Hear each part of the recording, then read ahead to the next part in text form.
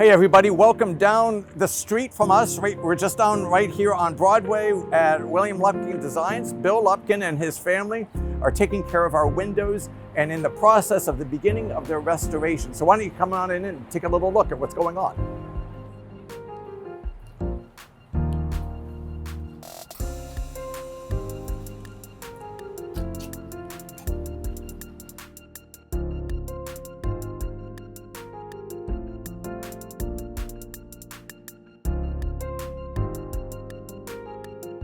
This is the panels as we've taken them out of the church. Now they're all taped together, and that's to hold them together because they're very, very, very frail. Once the panels come out of the opening, there's nothing really supporting them, and you can see the amount of tie wires and rebars that they had on them. So from this point, we take them and we cut them into sections.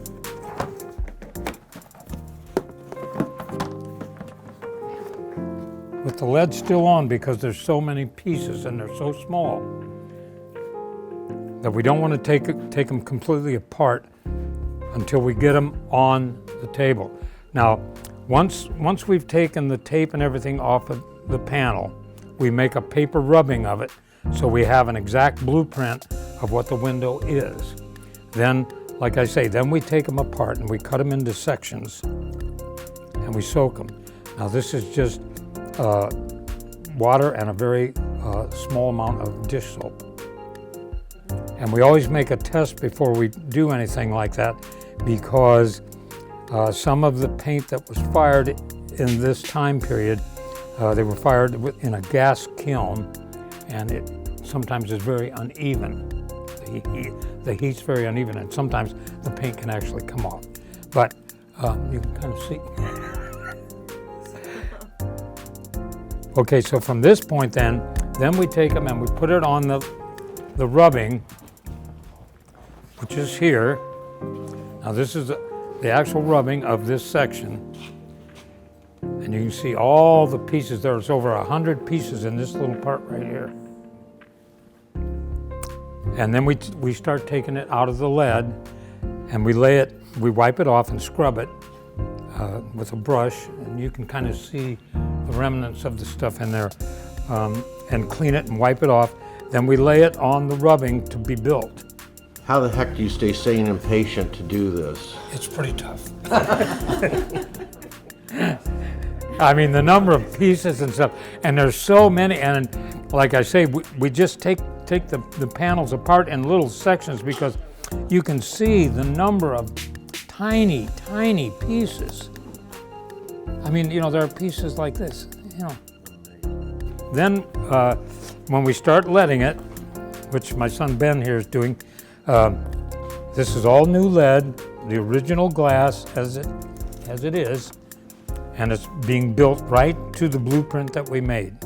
When you get to see this glass in this, where it's this close, you can touch it and look at it and see it and see some of the interesting things. Yeah, the little head and some of the interesting things they did. Okay, so it's a piece of red glass, and then they use hydrofluoric acid and they acid this out. So now it's clear. Then they stain it with silver stain, and then they left these little dots clear. And then it's all matted and shaded and then brushed. And that's very, very much way they did in this kind of glass. The arts and crafts movement, the Gothic revival was really going back to try to get that medieval. How much has been broken? No, hardly. The worst is the borders, which we knew. Yeah, but I think Benny said there's one piece here, and see, we can use this teeny tiny lead. Now you won't even see that. To keep it all original, just put a very small lead right through it, and that lead will almost disappear when it's up. Yeah. So it's keeping everything historical and accurate. Yeah, the only thing that we're gonna add are border pieces because they're very, not real detailed painting. They're just coated and rubbed so that it holds the light the same as everything else. This is how I try to teach my sons. I had my son William make a copy of this head so that he understands how they did this particular type of art. And oh, Pete's got it. Okay. So this is what it would have looked like, because it's on clear glass. Now this is a German glass. That was probably English, but You had mentioned before, Bill, when they do this, in this case in England, how do they ship it back to the United States? they probably just made like what we do. I mean, nowadays, it goes by, we did all these windows in Boise and everything. We made crates, and you have to pad them, and they probably used straw and horsehair to pad between each panel, and then they were put in crates and then shipped by boat. What's the lead come in? Is that massive rolls or something that? No, it comes in 6 foot strips. This is a strip of it. Okay, so it's meant to hold it. It's got a groove. It's like in an there. H. Yeah. And Benny, how many strips did you say you've already used in this part? I'm on 11. So that's 66 feet of lead in that little bit. From the time you got this piece to the time you etched it, disassembled it, and you're going to redo it, what's a piece like this piece of window? How long a total time does this take? Well, I had 2 days cleaning it, and I think there were 2 days to take it apart or more. Probably 1 day to take it apart. One day to take this panel apart, 2 days to clean it, and then I started this on Friday. and he started that on Friday. So from this point, then once this is all put back together, then it is soldered. Each joint has to be soldered. And then when it's all soldered on this side, then you got to turn it over and solder the back side. And when that's done, then you take it to another bench where it's what we call cemented, where it's a mixture of glazing putty and Portland cement and linseed oil and everything. And it's brushed in between the lead and the glass. And that originally was to not only keep it structurally sound, but it was to waterproof it. Because early on, these windows didn't have protective glass. They were the protective glass. Yeah, they were. They were the only glass, yeah. Well, I learned through different studios. Like I say, I started just as a job. My older brother was a glass painter, and so I started actually at City Glass in 1966, and I just did grunt work. But at that time, they still had the apprentice program, and so I was able to get into the glass painting. Since 1976, I've been doing this constantly.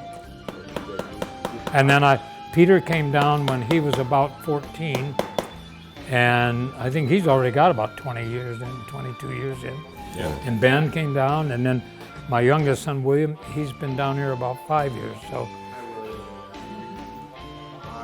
but in order to learn this type of work, you'd really have to work at a production studio. I mean, you are working with a product like glass and lead, and it's quite heavy, and you're often dealing with height and with old buildings where things are... How much does one window weigh? These are quite heavy, because the amount of lead in these is very... Yeah, I mean, this is a much higher density of detail than you would see in a lot of windows. Yeah, so like that lead just makes that it kind of heavier. Is more of a Munich style, and you can see the size of the pieces is much greater than the complication of these. What do you think, Benny? Peter, you guys lifted them. Oh, they were not light. I mean, it's You really think hard to 50 say. pounds, I would say 40 over pounds? 50 pounds, somewhere between 50 to 100 pounds. Yeah. Wow. So you can see then, bastards, all those stacked as they're coming down. All these years, that lead finally starts to give, and that's the whole theory of the rebars. Those big round iron bars that they had every 12 inches, and that's attached into the concrete. See, so that really has saved them. We actually did better than what we thought on the first 3. Now we have the first clear story window above the organ to do yet. But I didn't want to go back there and take that out because I don't like to stack too many vertically. And I'm hoping it would be really nice if we could get at least one of these back in by Easter. I'm not trying to pressure anybody. I'm sure you know, at the Victoria and Albert, and their thing in stained glass, they talk about it. They mention you guys. Yes, we were there this summer. My wife was like, wait a minute, we got to stand here and listen to this whole thing again. We listened to this whole thing about restoration of stained glass and how they go about it, and they had a window there from Canterbury and la la la. And, you know, in the United States, one of the people who does work like this is William Lupkin Design. There. That must have been Peter Cormack. Yeah. Be still my heart. So you were at the Vic, so yes.